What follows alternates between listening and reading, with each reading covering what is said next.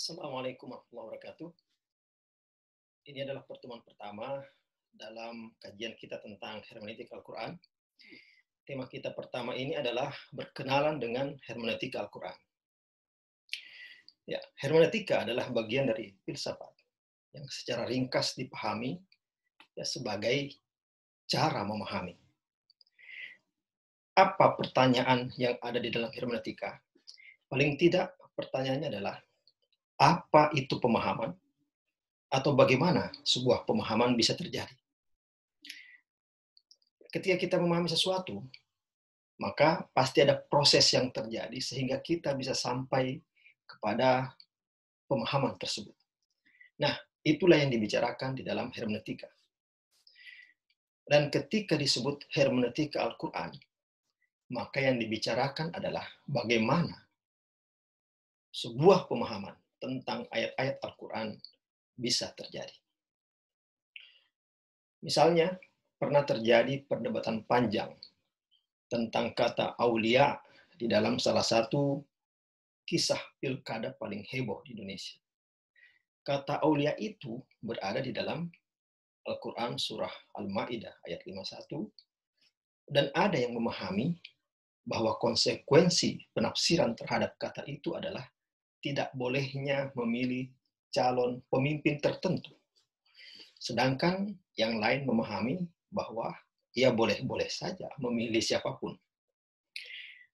Dengan hermeneutik Al-Quran, di sana bisa dipahami bagaimana pemahaman-pemahaman berbeda sebagaimana yang disebut tadi bisa muncul. Pertanyaannya, apakah dengan demikian hermeneutika hanya memberikan pemahaman? Mengapa perbedaan pemahaman bisa muncul dan tidak menentukan mana pemahaman yang benar dan mana yang salah? Sesungguhnya bisa juga hermeneutika bisa menentukan mana pemahaman yang benar dan mana yang salah. Tetapi dengan demikian hermeneutika dijadikan sebagai metode pemahaman. Dan memang ada jenis hermeneutika yang bisa diberlakukan sebagai metode pemahaman. Memahami sesuatu berarti menemukan kebenaran tentang sesuatu tersebut. Nah, karena itu, usaha memahami adalah usaha pencarian kebenaran. Di dalam hermeneutika, perdebatan tentang pencarian kebenaran melibatkan dua aliran. Aliran pertama cenderung memahami kebenaran sebagai sesuatu yang kontekstual, sedangkan aliran kedua cenderung memahami kebenaran sebagai sesuatu yang objektif. Aliran kontekstual memahami kebenaran sebagai sesuatu yang historis atau sesuatu yang bergantung kepada sejarah. Nah, aliran ini dikritik karena dianggap sebagai kaum relativis. Nah, relativis maksudnya tidak memiliki kebenaran teguh.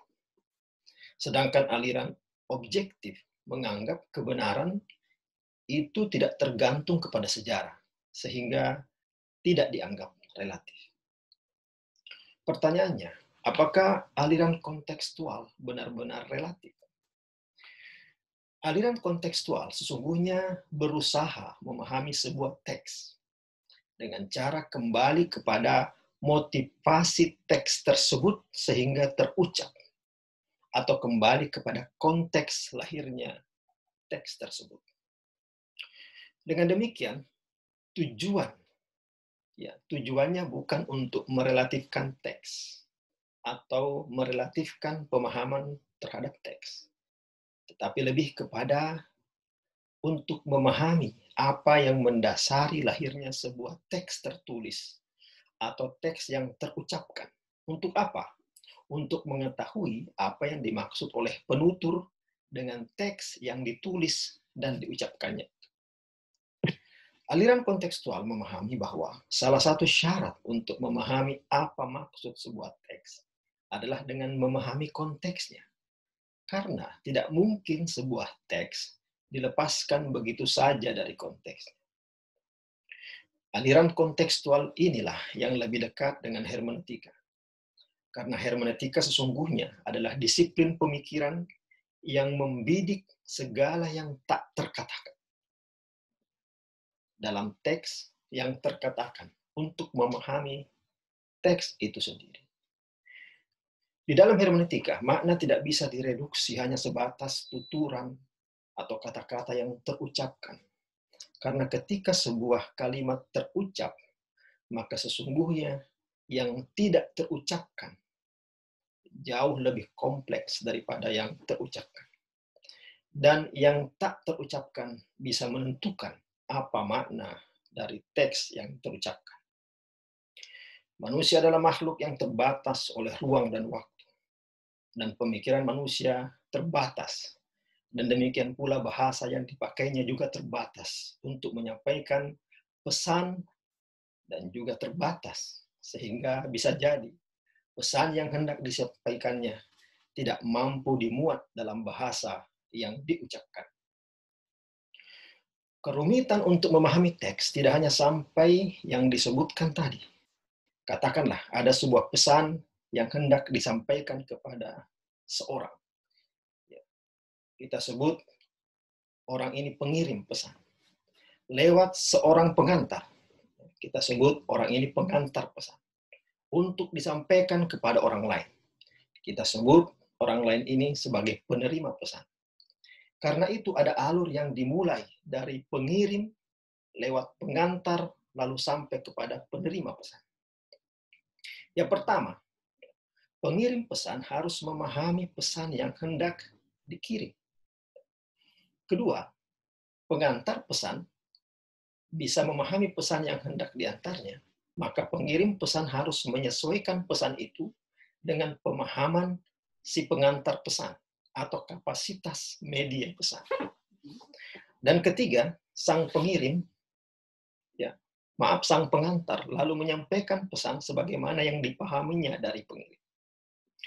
Nah, kelima, penerima pesan memahami sebagaimana pesan dijelaskan oleh pengantar sesuai dengan kemampuannya sendiri. Tentu saja ada kesenjangan antara pengirim pesan dengan pengantar pesan, apalagi antara pengirim pesan dengan penerima pesan. Ada contoh yang mungkin lebih sederhana, misalnya ada seorang yang hendak menerjemahkan sebuah ayat dari dalam Al-Quran ke dalam bahasa Indonesia. Maka yang dilakukan orang itu adalah memahami ayat tersebut. Pertanyaannya, apakah pemahaman orang itu pas dengan ayat tersebut? Belum tentu. Itu tergantung kepada kapasitas pemahaman orang itu sendiri. Lalu dengan pemahamannya, orang itu menuliskannya di dalam bahasa Indonesia. Apakah makna yang ada dalam ayat itu bisa berpindah begitu saja ke dalam bahasa Indonesia setelah diterjemahkan? Belum tentu. Karena sebelum menjadi bahasa Indonesia, makna dari ayat itu sudah mengalami penyesuaian dengan pemahaman orang yang hendak menerjemahkannya. Lalu disesuaikan lagi dengan bahasa Indonesia. Lalu ketika ada orang yang membaca hasil terjemahan ayat tersebut, apakah dia bisa memahaminya persis sebagaimana dimaksudkan oleh ayat tersebut? Belum tentu lagi. Karena ada proses panjang antara pembaca terjemahan dengan makna ayat itu sendiri. Yaitu makna yang telah disesuaikan dengan bahasa Indonesia, juga disesuaikan dengan pemahaman orang yang menerjemahkan. Dan yang terakhir, makna yang disampaikan di dalam bahasa Indonesia itu juga harus melalui kemampuan pemahaman orang yang membaca terjemahan tersebut.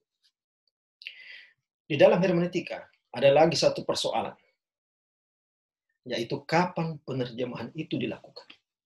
Karena ternyata penerjemahan itu bisa berbeda dari satu masa ke masa yang lain.